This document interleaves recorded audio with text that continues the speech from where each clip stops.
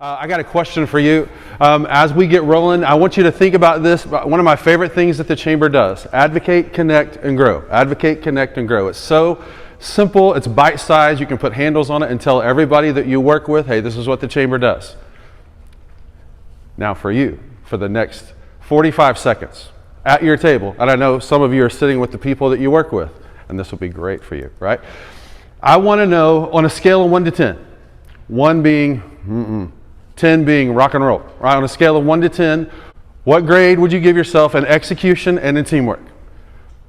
Execution and teamwork. You got 45 seconds to talk at your table in your organization. Execution and teamwork. Ready, go. 45 seconds. It's like the office when everybody goes. You've got 15 seconds left. You're doing great. 15 seconds left.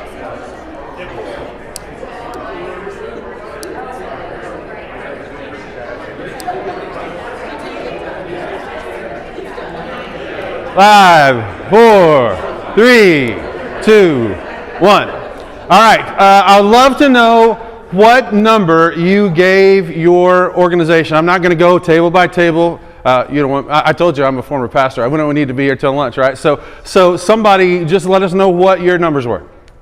Execution and teamwork. 7 and 9. Huh? 7 and 9. 7 and 9. Somebody else. 8 and 8. Okay. 8 and 10. Sorry. 8 and what? It was 8 and 10. She said. 8 and 10. All right. That's all right. I don't have white out, but that's all right. All right. Somebody else. Huh? 10 and 9. Okay. 8 and 7. 9 and 9. 9 and 9. Okay. So that's the easy part. But people don't move towards comfort. People move away from the pain. So my question for you is, you got these numbers, and those of you that didn't have the opportunity to share, you still got some numbers. My question for you, and I love to ask this question, but I kind of hate to ask this question. I love to answer this question because it gives me clarity, but I kind of hate to answer this question because it causes me to look and see what is possible. What are these numbers costing your organization? In the area of execution, if you're a 7, what's it costing your organization? In people and in dollars. It's always both. It's never just one or the other. So what's your current culture of execution costing your organization? If you're a 10, great. Could you get a little extra credit? Could you turn it up just a little? Because it's not a switch that you flip on or you flip off. It's always a dial that you turn up. And in the area of teamwork, when you've got 100 job postings, I mean, everybody's got to come in and do some stuff, and people don't say, hey, that's not part of my job, that's not what I signed up for.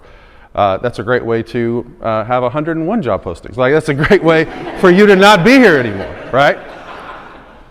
So what's in the way? What's your current culture of execution costing your organization? Yeah, but the second part of the question is, what's in the way? So you may not want to blurt out some of those answers, but we're going to make you see I have another box over here. What are some things that are in the way?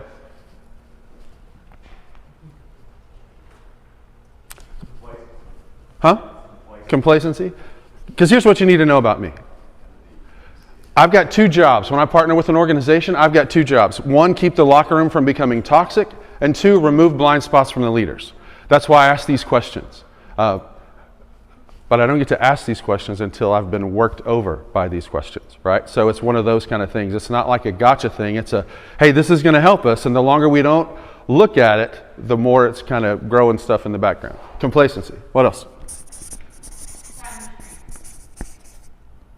I'm also your interpreter. What did you say? Time restraints.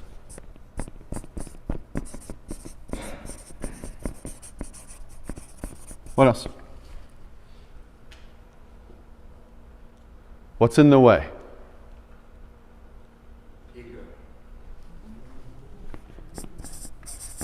Ego. I'm going to put preferences. No,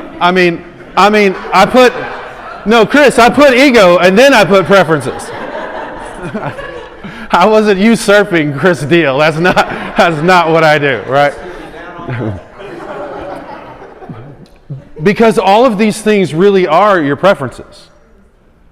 And a lot of times with our feedback, sometimes we say we have a high feedback culture, and a lot of times the feedback is not really based on what we do, it's more based on how you met or you didn't meet my preferences.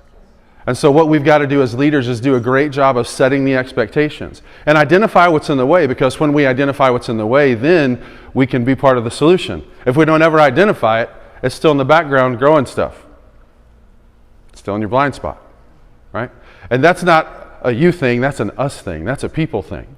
There are lots of conversations about people operations not replacing HR, but instead coming in and supporting and really helping us get down to more details. And I think that's one of the big things for us here with all of these leaders this morning. Advocate, connect, and grow. Like one of the things that I want you to ask, I want you to think about is what's the problem? And then what does that make possible? What problem does that make possible? What are possible solutions? And then what happens if you do nothing? It just magically gets better. And then how bad is it going to have to get before you make a change? That's true for you. That's also true for the folks who work on your team. Entry level, senior leadership, that's true for all of us. I called someone in the network of the DRH system, and I got some blood work done, and that was good, mostly painless. And on Friday afternoon, I got a phone call. And here's what I know about doctors making phone calls on Friday afternoon. It's not, hey, I hope you have a wonderful weekend. It's just like in the church when someone calls or texts on Saturday after 5:30. It's not saying, hey, I can't wait to serve with you tomorrow. It's like, I'm sick, or I can't, like it's never really great news, right?